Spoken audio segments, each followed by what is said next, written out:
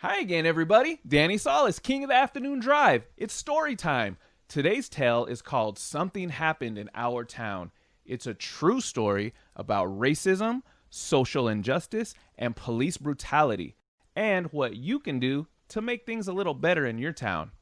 Hope you enjoy it. More importantly, I hope you learn a little something. Something Happened in Our Town, a child's story about racial injustice. Written by Marianne Solano, Marietta Collins, and Ann Hazard.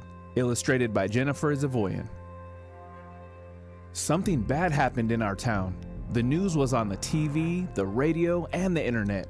The grown-ups didn't think the kids knew about it. But the kids in Miss Garcia's class heard some older kids talking about it, and they had questions. After school, Emma asked her mother, "Why did the police shoot that man?" "It was a mistake," said her mother. "I feel sad for the man and his family." "Yes, the police thought he had a gun," said her father. "It wasn't a mistake," said her sister Liz. "The cops shot him because he was black." Emma was confused. "He's brown, not black," she said. "Some black people have dark brown skin and some have light brown skin," Emma's father explained. Black usually means African American. Most of their ancestors were brought here from Africa as slaves. "I know what a slave is," said Emma. "That's when you have to do whatever the other person says." Yes, slaves had to do whatever white people told them to do. Even after slavery ended, white people didn't let black people live where they wanted, go to school with white people, or vote. Who are white people? White people came here from places in Europe, or Russia, or other countries. We are white, even though our skin is light tan. "Did our family do those bad things a long time ago?" asked Emma. "Yes," answered her mother. "Back then, many white people thought that they were better than black people, even though it wasn't true." Liz added, "Some white people still think most black men and boys are dangerous, even though they're not." "Was the man that got shot dangerous?" asked Emma. "No," her mother said. "Shooting him was a mistake. It was a mistake that is part of a pattern." "Like the pattern on my blanket?" Emma asked. "Yes, but this pattern is being nice to white people and mean to black people. It's an unfair pattern." "Suppose you had a birthday party and invited everyone in your class except the black kids," her mother said. "How would the black kids feel?" "They would be sad," Emma said, "or mad. And you would be missing out because you never know who's going to be your best friend," said Liz. "And you can help others to be fair," said her mother. "Like telling Anna to stop teasing Ling about her name?" asked Emma. Her mother gave her a hug. Yes, just like that. In another house, Josh asked his mother, "Can police go to jail?" "Yes," said his mother. "Why do you ask?" "That white policeman who shot the black man," said Josh. "Will he go to jail?" "What he did was wrong," said his mother. "But he won't go to jail," said his father. "Why not?" asked Josh. "Cops stick up for each other," said Josh's brother Malcolm, "and they don't like black men." Josh was confused. "Why not? Some police are black." "You're right," said his mother. "Uncle James is a police officer, and so is my friend Kenya."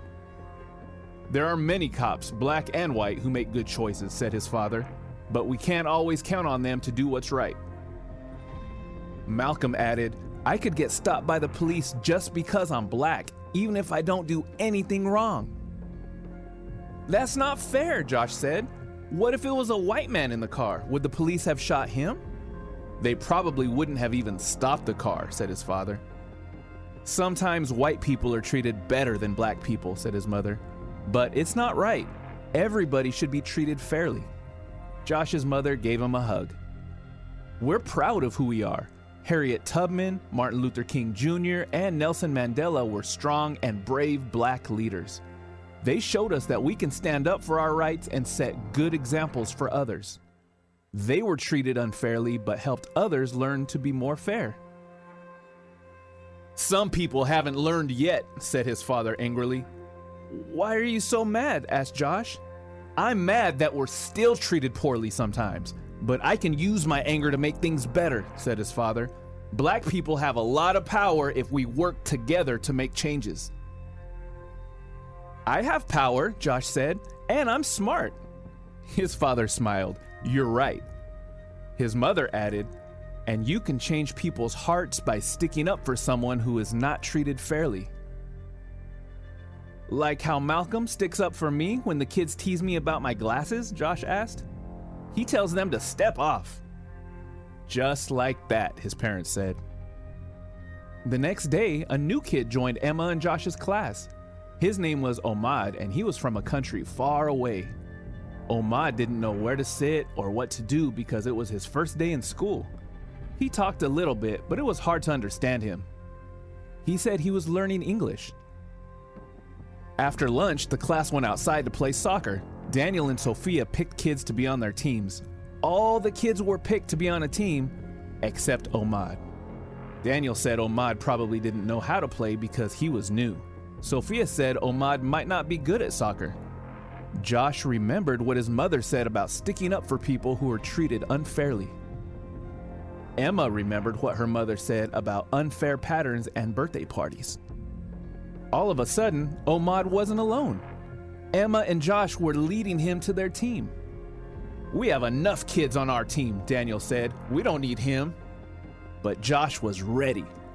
Step off, he said. He's playing. Yeah, said Emma. We don't want to miss out. And just like that, Emma and Josh gained a new friend and started a better pattern in their school. The end.